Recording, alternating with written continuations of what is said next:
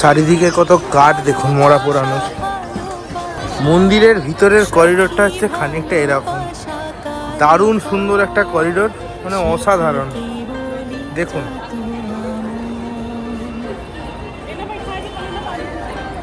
বেনারসের সকাল শুরু হচ্ছে এক কাপ চা দিয়ে। দারুণ চাটা। এর নাম হচ্ছে মণিকর্ণিকা চক্র পুষ্করিণী। ভিড় দেখুন, ভিড়। এগুলো দশাশ্বমেধ ঘাটে আরতি দেখার ভিড়। আজকে প্রচণ্ড ভিড় ছিল, তাই জন্যই এরকম হয়েছে। যাই বলুন না কেন, বেনারসে গিয়ে একটা ঘাট থেকে একটা ঘাটে যাওয়া গঙ্গার ধার দিয়ে, এটা কিন্তু মজাই আলাদা। একটা নৌকায় এসে বসেছি, এই যে ঘাটগুলো ঘুরিয়ে দেখাবে, 100 টাকা করে নেবে।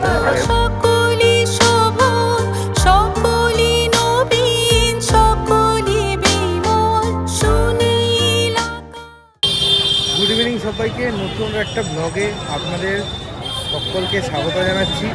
বেনারস থেকে আগের পর্বে দেখেছেন আপনারা, হাওড়া থেকে বেনারস পর্যন্ত অমৃতসর মেলে ট্রেন জার্নি। দেখে না থাকলে আমি ডেসক্রিপশন বক্সে আই বাটনের লিঙ্ক দিয়ে দিচ্ছি, একবার চেক করে আসতে পারেন। আর এখন সময় হয়েছে দুপুর 1:30, আর হোটেলে চেক ইন করে ফ্রেশ হয়ে আর এখন আমরা যাচ্ছি হচ্ছে দুপুরে লাঞ্চ করতে। এখানে একটা দশাশ্বমেধ বোর্ডিং হাউস বলে একটা জায়গা আছে, ওখানে আজকে দুপুরে বাঙালি থালি খাবো। চলুন আপনাদেরকে দেখাবো। আজকে গোটা বেনারস শহরে এত ভিড়, মানে বলার মতো নয়। মানে ব্যাপারটা হয়েছে কি, আজ হচ্ছে গুড ফ্রাইডে, কাল হচ্ছে শনিবার, পরশু হচ্ছে রবিবার, এই 3 দিন হচ্ছে ছুটি। ট্রেনেও তো টিকিট নেই, আপনারা দেখেছেন যে কীভাবে এসছি। আর এখানেও প্রচণ্ড ভিড়, একটা হোটেলে জায়গা নেই। ওই আমি যে হোটেলে ছিলাম, ভাগ্যিস ওই হোটেলে প্রথমে গেছিলাম বলে রুম পেয়েছি, নাহলে হয়তো এখনও রুম খুঁজতে হতো। এই হচ্ছে ব্যাপার। আপনারা যদি এরকম মানে সিজনে আসেন, অবশ্যই অনলাইন থেকে বুক করবেন, বা আমি যে হোটেলে আছি মানে তাকে আগে কন্ট্যাক্ট করে বুকিংটা করে নেবেন, নাহলে কিন্তু হোটেল পেতে সমস্যা হবে। এই দিক থেকে হচ্ছে গধুরিয়া চক থেকে এলাম, আর এইদিকে হচ্ছে দশাশ্বমেধ ঘাট, আর ঠিক তার উপরেই দেখুন এখানে লেখাই আছে দশাশ্বমেধ বোর্ডিং হাউস। আর যাবেন কোথা থেকে দেখুন, নিচে এখানে লেখাও আছে দশাশ্বমেধ বোর্ডিং হাউস যাইবার পথ। এই ওপর দিয়ে সোজা উপরে উঠে যাবেন।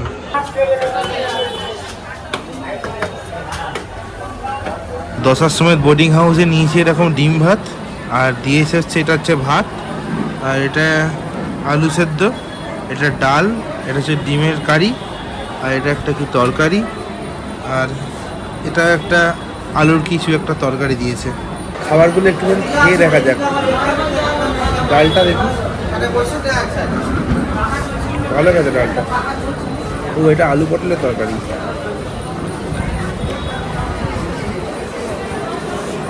আর এই তরকারিটাও ঠিকঠাক, আর ডিমের ঝোলের মতোই খেতে। এটার দাম হচ্ছে 110 টাকা, মাছ ভাত নিলে 120 টাকা, আর চিকেন ভাত মাংস ভাত নিলে হচ্ছে 150 টাকা। খাওয়া দাওয়া পর্ব শেষ করেই আমরা দর্শন করে নিয়েছিলাম কাশী বিশ্বনাথ মন্দির, এবং এই কাশী বিশ্বনাথ মন্দিরে কীরকম অভিজ্ঞতা হয়েছিল তাই শেয়ার করেছি কাশী বিশ্বনাথ মন্দিরে পুজো দিয়ে।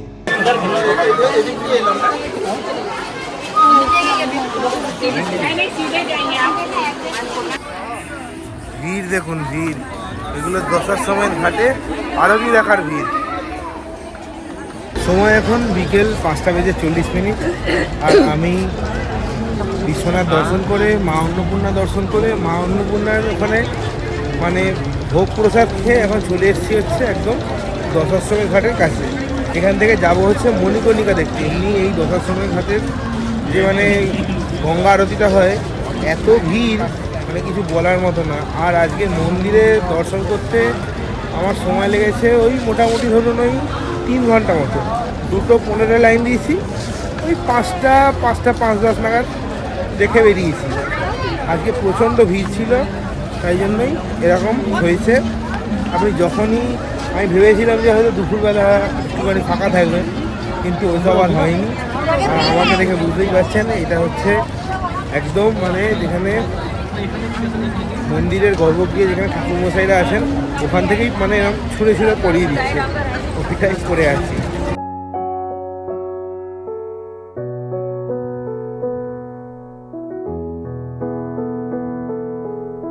যাই বলুন না কেন, বেনারসে গিয়ে একটা ঘাট থেকে একটা ঘাটে যাওয়া গঙ্গার ধার দিয়ে, এটা কিন্তু মজাই আলাদা।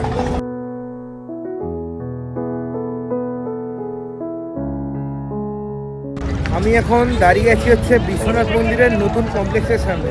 এই আমার পিছনে হচ্ছে বিশ্বনাথ মন্দিরের নতুন কমপ্লেক্স। চলুন আপনাদেরকে একবার ঘুরিয়ে দেখাই। আর এই নতুন কমপ্লেক্সের পাশেই হচ্ছে মণিকর্ণিকা ঘাট। হিন্দু পুরাণ অনুসারে সত্যযুগের কোনো এক সময়ে শিবের উপর প্রতিশোধ নেওয়ার জন্য দক্ষ রাজা বৃহস্পতির নামে এক যজ্ঞের আয়োজন করেছিলেন। কন্যা সতী তার ইচ্ছের বিরুদ্ধে শিবকে বিয়ে করায় শিব ও সতী ছাড়া প্রায় সকল দেবদেবীকে নিমন্ত্রণ করেছিলেন দক্ষ রাজা। কিন্তু সতী সেই যজ্ঞানুষ্ঠানে গিয়ে উপস্থিত হন এবং শিবের অপমান সহ্য না করতে পেরে যোগ বলে আত্মাহুতি দেন। শোকান্বিত শিব রেগে গিয়ে সতীর মৃতদেহ কাঁধে নিয়ে বিশ্বব্যাপী প্রলয়নিত শুরু করেন। তখন বিষ্ণুদেব তার সুদর্শন চক্র দ্বারা সতীর দেহকে 51টি খণ্ডে ভাগ করেন। প্রচলিত কথায় এই প্রলয় নৃত্যের সময় সতীর কর্ণকুণ্ডলী এই মণিকর্ণিকা ঘাটেই পড়ে এবং তারপর থেকেই এই ঘাটের নাম হয় মণিকর্ণিকা ঘাট। দেখুন ওই যে ওপরে ওই ধোঁয়া বেরোনো জায়গাগুলো আছে, ওটা হচ্ছে চুল্লি, মানে মরাটা কিন্তু ওইখানেই পোড়ায়।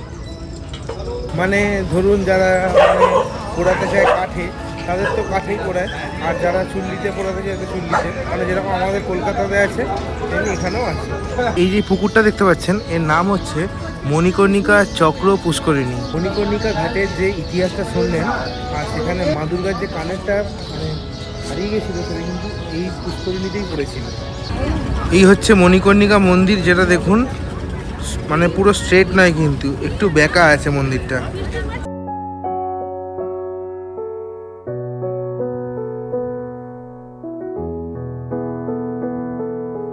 মণিকর্ণিকা ঘাট আপনাদেরকে দেখালাম, শ্মশানটাও দেখালাম, আর ওখানে কিছু ছবিও তুলেছি, ভিডিও করেছি, মানে শর্টস, সেগুলো আপনারা ইনস্টাগ্রামে দেখতে পাবেন। ইনস্টাগ্রামের লিঙ্ক আমি ডেসক্রিপশন বক্সে স্ক্রিনে শেয়ার করে দিচ্ছি, চেক করতে পারেন। এবার আমি এসেছি হচ্ছে মানে বিশ্বনাথের নতুন করিডোরে, দেখুন একবার। 900 কোটি টাকার এই কাশী বিশ্বনাথ করিডোর 400 মিটার লম্বা এবং 75 মিটার চওড়া। মন্দিরের ভিতরের করিডোরটা হচ্ছে খানিকটা এরকম, দারুণ সুন্দর একটা করিডোর, মানে অসাধারণ। দেখুন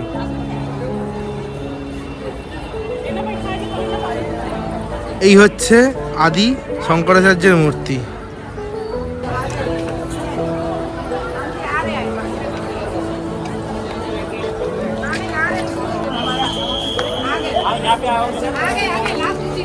এই হচ্ছে মন্দির পরিসর, আর এইরকমই লাইনে আমি দাঁড়িয়ে পুজো মানে দর্শন করেছি।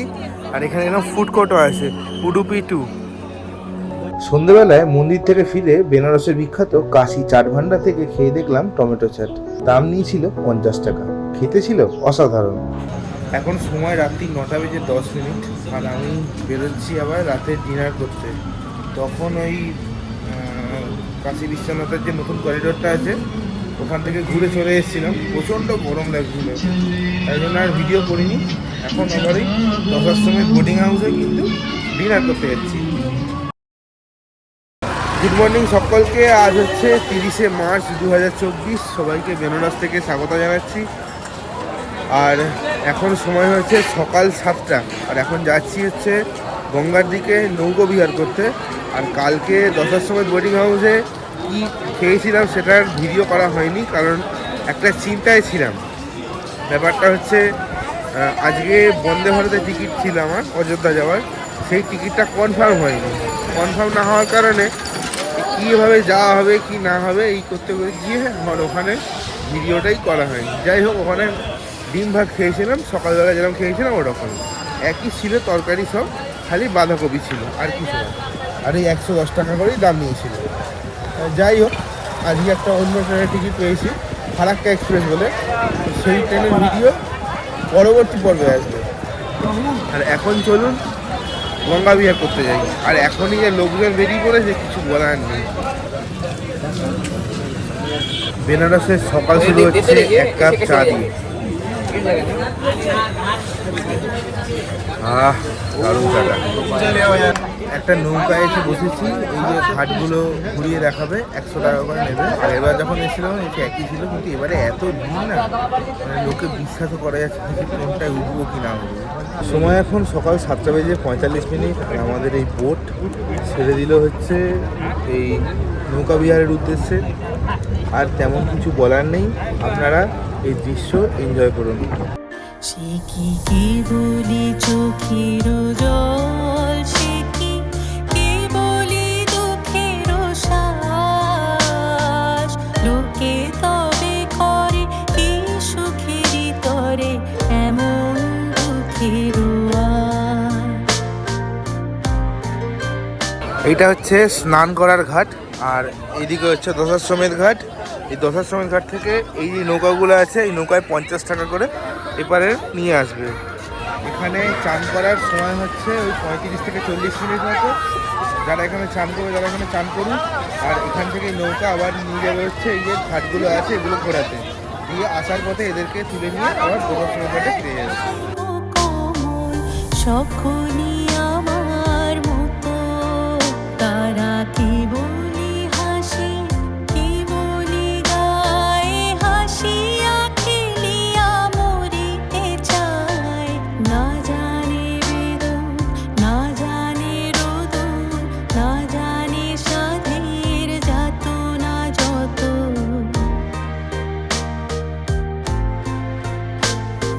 ফুলছি হাসিতে হাসিতে ঝরে, এই হচ্ছে কাশী বিশ্বনাথ মন্দিরের নতুন করিডোর গঙ্গা পক্ষ থেকে।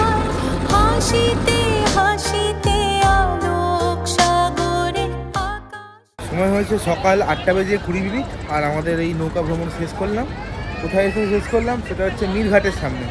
দশমের ঘাটটা ওইদিকে ভিড় আছে, নৌকাটা লাগানোর জায়গা নেই বলে মিরঘাটের সামনে এসে শেষ করলাম। যাই হোক, এবার এখান থেকে বাইরে যাব ব্রেকফাস্ট করতে। এই হচ্ছে আজকে ব্রেকফাস্ট। এটা হচ্ছে ভাটুরা, এটা হচ্ছে চানা মশলা, এটা একটা কি আচার দিয়েছে। আর একটা নিচে হচ্ছে এরকম কচুরি, জিলিপি, তরকারি আর এই যে আচার। এটা হচ্ছে 100 টাকা দাম, এটা হচ্ছে 70 টাকা দাম। একটুখানি খেয়ে দেখা যাক কিরকম খেতে।